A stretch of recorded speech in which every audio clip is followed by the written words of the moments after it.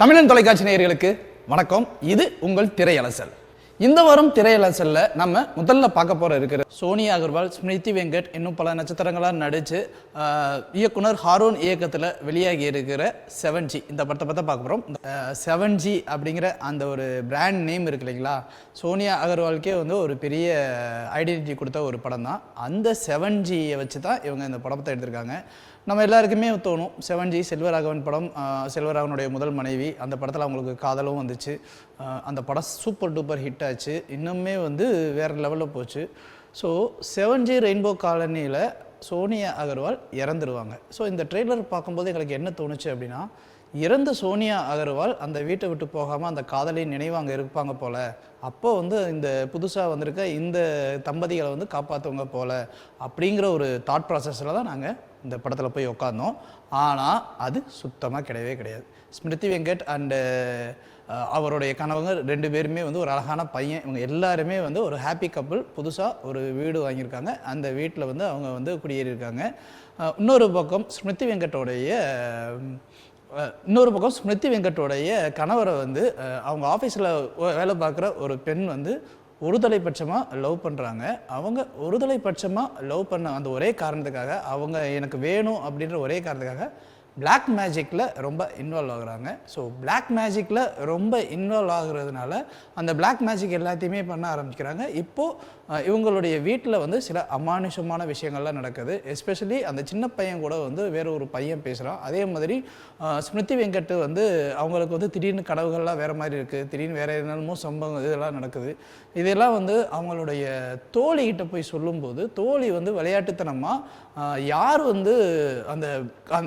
வந்து இந்த பிளாக் மேஜிக்லாம் பண்ணுறாங்களோ அவங்க மூலமாக இந்த ஆஃபீஸ்லாம் பரவுகிறது. இதனால் ஸ்மிருதி வெங்கட்டோடைய கணவர் வந்து ரொம்ப டென்ஷன் ஆகிறாரு. டென்ஷன் ஆகி வந்து பார்க்கும்போது அவங்களுக்கு தெரிய வருது, இந்த மாதிரி வந்து இந்த வீடு வந்து அவங்களுடைய வீடு, ஆனால் இங்கே ஒரு பேய் இருக்குது, நம்ம இந்த வீட்டை விட்டு போயிடலாம் அப்படிங்கிறாங்க. ஆனாலும் ஸ்மிருதி வெங்கட் இது என்னென்னு நான் தெரிஞ்சுக்காமல் போக மாட்டேன் அப்படின்னு ஒரு முடிவோடு அங்கே உட்காந்துருக்காங்க. அதுக்கப்புறம் தான் வந்து அதுக்கு பின்னாடி நடக்கிற ஒரு ஃப்ளாஷ்பேக் இருக்குது. அந்த ஃப்ளாஷ்பேக்கில் சோனியா அகர்வால் ஏன் பேய் ஆனாங்க, எதனால் வந்து இந்த பிரச்சனைகளாக இருந்துச்சு, இதை எப்படிலாம் ஷார்ட் அவுட் பண்ண போகிறாங்க அப்படின்றது தான் 7G படத்துடைய ஒட்டுமொத்த கதையுமே.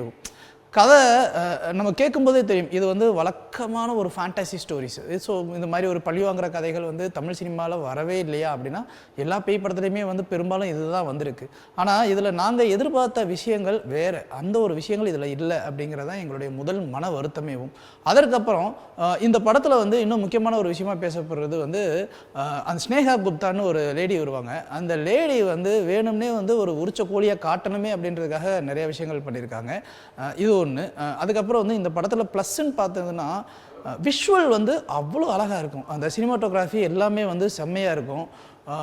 அதே மாதிரி வந்து ஃப்ரேம் ஒர்க் வந்து நல்லா பண்ணியிருக்காங்க. டெக்னிக்கலாக வந்து நிறைய விஷயங்கள் பண்ணியிருக்கு. ஒரு சில விஷயங்கள்லாம் வந்து அந்த எப்போவுமே விஷுவல் எஃபெக்ட்ஸில் வந்து ஒரு பேய் படம்னா ஒரு சின்ன த்ரில்லிங் இருக்கும் இல்லையா, அங்கங்கே ஒரு சின்ன சின்ன த்ரில்லிங் மூமெண்ட்ஸ்லாம் வந்து இந்த படத்தில் கொடுத்துருக்காங்க. ஸோ அது எல்லாமே இங்கே நல்லா இருக்குது. அதே மாதிரி இந்த படத்துக்கு ஸ்டண்ட் ஒரு விஷயம் பண்ணியிருக்காங்க. ஆனால் அது எதுக்காக அந்த மாதிரியான ஒரு ஸ்டண்ட்டு அப்படிங்கிற ஒரு விஷயம் புரியவே இல்லை. அதே மாதிரி இந்த படத்தில் வந்து டைரக்டர் ஹாரூன் வந்து அவரே தான் ப்ரொடியூசர் போல். அவர் நிறைய படங்களில் ரெஃபரன்ஸ் எடுத்திருக்காரு. அதில் ஒரு ரெஃபரன்ஸாக தான் வந்து அபூர்வ சகோதரர்கள் படம் பார்க்கும்போது அதில் வந்து ஸ்ரீவித்யாவுக்கு வந்து 4 பேர் வந்து அந்த வாயில் விச ஊற்றுற ஒரு சீன் இருக்கும். அது எல்லாருக்குமே ரொம்ப பரிச்சயமான ஒரு சீன். அது இப்போ பார்த்தீங்கனாலுமே அதுதான் வந்து அந்த படத்துக்கு ஒரு ஹைலைட்டான பாயிண்ட்டு. ஸோ அதே மாதிரியான ஒரு சீனை வந்து இவர் இமிட்டேட் பண்ண ட்ரை பண்ணியிருந்திருக்காரு. ஸோ அது அவாய்ட் பண்ணியிருந்திருக்கலாம். ஏன்னா அது அப்பட்டமாக நமக்கு தெரியுது, இந்த படத்தை தானே ரிமைண்ட் பண்ணுது அப்படிங்கிற மாதிரியான ஒரு விஷயங்கள் இருக்குது.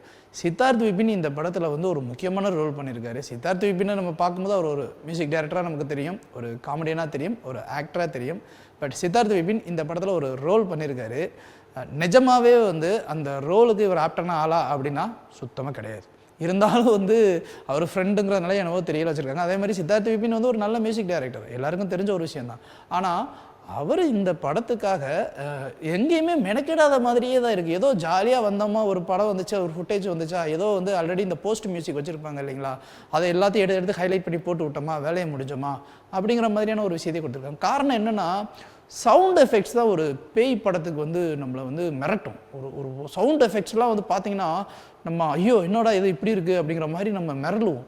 அந்த மாதிரி எந்த ஒரு சவுண்ட் எஃபெக்ட்ஸுமே இல்லாமல் ஒரு பேய் படத்தை எடுத்தால் யார் தான் பார்ப்பா சொல்லுங்கள். இப்போ இருக்கிற அந்த 2K கிட்ஸ்க்குலாம் காஞ்சனா படத்தோட சீரியஸோட எஃபெக்ட்ஸ்லாம் தெரியும்.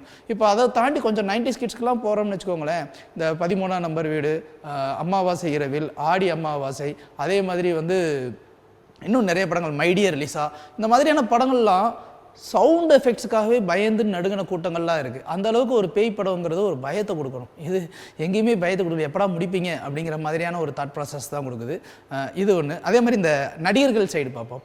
சோனியா அகர்வால் எப்போ பார்த்தாலும் வந்து அப்படியே முழிச்ச கண்ணோடையே நிற்கிறாங்க. ஒரு பேய் அப்படின்னா எப்போவுமே முழிச்ச கண்ணோடையே இருக்கணும் அப்படிங்கிற அந்த ஒரு நெசசிட்டி கிடையாது.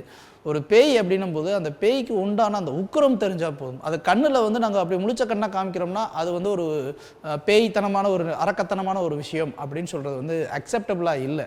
அதே மாதிரி அவங்க ரிவெஞ்ச் வாங்குறதுக்காக ஸ்மிருதி வெங்கட் வந்து சில விஷயங்கள் பண்ணுறதை வந்து எந்த இடத்துலையுமே அக்செப்டபுளாகவும் இல்லை.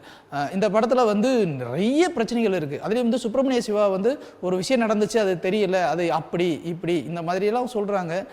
எல்லாமே வந்து ஒரு லாஜிக் ஓட்டைகள் அப்படின்னா சாதாரண ஒரு ஓட்டையெல்லாம் கிடையாது. ஒரு பக்கெட்டு கீழே இவ்வளோ பெரிய ஓட்டை அப்படியே எல்லாம் விழுந்துருது.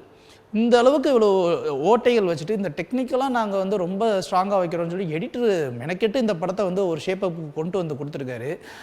அவர் வந்து கஷ்டப்பட்டு இந்த படத்தை எப்படியாவது வந்து இன்ட்ரெஸ்டிங்காக கொண்டு வரணும் அப்படின்னு மெனக்கெட்டதும் சரி, அதுக்காக வந்து நிறையா சீன்ஸு போர்ஷன்ஸ் எல்லாம் எடுத்ததும் சரி, எல்லாமே இருக்குது. ஆனால் இந்த படத்தில் ஒரே ஒரு ப்ளஸ்ஸு சொல்லி ஆகணும். ஏன்னா காஸ்டியூமரை வந்து ரொம்ப பாராட்டி ஆகணும். காஸ்டியூம் வந்து ஒரு அப்பார்ட்மெண்ட், ஒரு மிடில் கிளாஸ், அந்த மிடில் கிளாஸ் கேட்டட் கம்யூனிட்டி, அதில் இருக்கிற வந்து ஒவ்வொருத்தவங்களுடைய கல்ச்சர், அவங்களுக்கு உண்டான அந்த ட்ரெஸ்ஸிங் சென்ஸ் எப்படி இருக்கும் அப்படிங்கிறத வந்து ஃப்ரேம் பை ஃப்ரேம் வந்து அழகாக சென்ஸ் பண்ணி அந்த காஸ்டியூமர் வந்து பண்ணியிருக்காங்க. அதை பார்க்கும்போது நமக்கே தெரியும், ஸோ ஓகே சூப்பராக இருக்கே அப்படின்னு சொல்லிட்டு.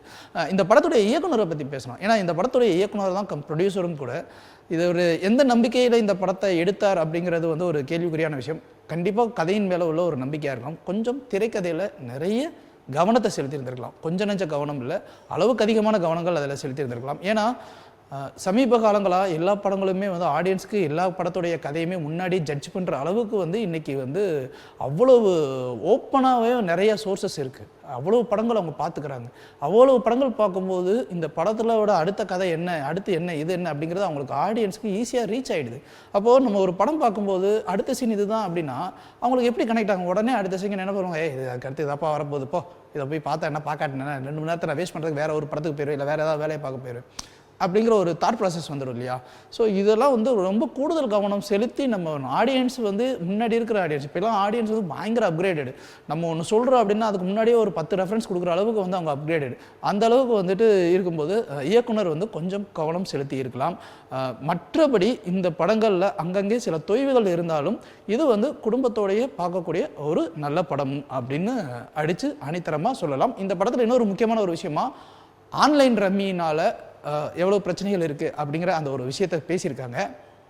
ஆன்லைன் ரம்மி உண்மையிலேயே வந்து நிறைய பேரோட வாழ்க்கையை சீரழிச்சிருக்கு. ஆன்லைன் ரம்மி மட்டும் கிடையாது, நிறையா வந்து ஸ்கேம்லாம் நடந்துக்கிட்டு தான் இருக்குது. எப்போது இன்டர்நெட் வந்திருக்கோ அதுக்கப்புறம் படித்தவங்க தான் நிறைய ஏமாந்துருக்காங்க. 1 வருமானம் பத்தலை அப்படின்னு 2 வருமானம் வேணும், 3 வருமானம் வேணும் அப்படின்னு சொல்லிட்டு பணத்தின் பின்னால் ஓடி ஓடி ஓடி ஓடி ஓடி ஓடி அந்த குடும்ப பாசத்தையும் இழந்து, அந்த நட்புறவையும் இழந்து, அந்த மாதிரியான ஒரு சிக்கலுக்குள்ளே மாட்டிக்கிட்டு இருக்காங்கன்ற ஒரு விஷயத்தை இயக்குனர் சொல்ல வர்றாரு. அதையும் வந்து அவர் முழுசாக சொல்ல வந்திருந்திருக்கலாம், அதையும் சொல்ல வரல. அதே மாதிரி ஒரு பப் கல்ச்சர், அந்த கல்ச்சருக்குள்ளே இருக்கிற விஷயம், அன்றைய பொழுது நம்ம எப்படி சந்தோஷமாக கழிக்கிறோம் அப்படிங்கிற அந்த ஒரு காரணத்துக்காக நாளைய சிந்தனை இல்லாமல் எப்படி வாழ்க்கை போகுது அப்படிங்கிற அந்த ஒரு விஷயத்தையும் சொல்ல முயற்சிருக்காரு. இந்த படத்துடைய மிகப்பெரிய குறையே வந்து அவர் என்ன சொல்ல வராரோ அதை சொல்ல வந்ததை முழுசாக சொல்லாமல் விட்டுட்டு அங்கங்கே தொய்வை கொடுத்துட்டு போனது தான் இந்த படத்துடைய மிகப்பெரிய பலவீனமாக நாங்கள் வந்து பார்த்துக்கிட்டு இருக்கோம். மற்றபடி 7G படம், 7G ரெயின்போ காலனி ரேஞ்சுக்கு இருக்கும்னு நினைக்காம ஒரு சாதாரண ஒரு பேய் படம் நினச்சி பார்க்குறவங்களுக்கு இது ஒரு நல்ல படமும் கூட.